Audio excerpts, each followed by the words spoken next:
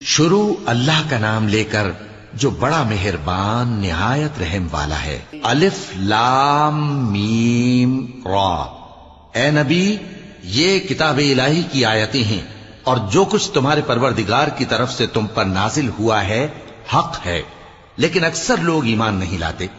अल्लाह वही तो है जिसने सुतूनों के बगैर आसमान, जैसा कि तुम देखते हो, इतने ऊंचे बनाए, फिर अर्श पर जलवा अफरोज हुआ और सूरज और चांद को काम में लगा दिया।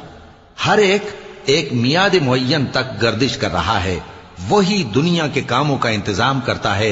इस तरह वो अपनी आयतें खोल खोल कर बयान करता है कि तुम अपने परवरदिगार के रूबरू जाने का यकीन करो।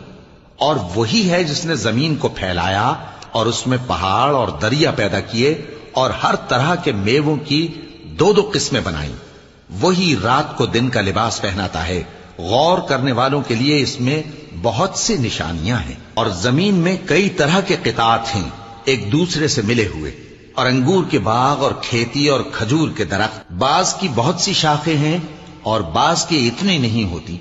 बावजूद के पानी सबको एक ही मिलता है।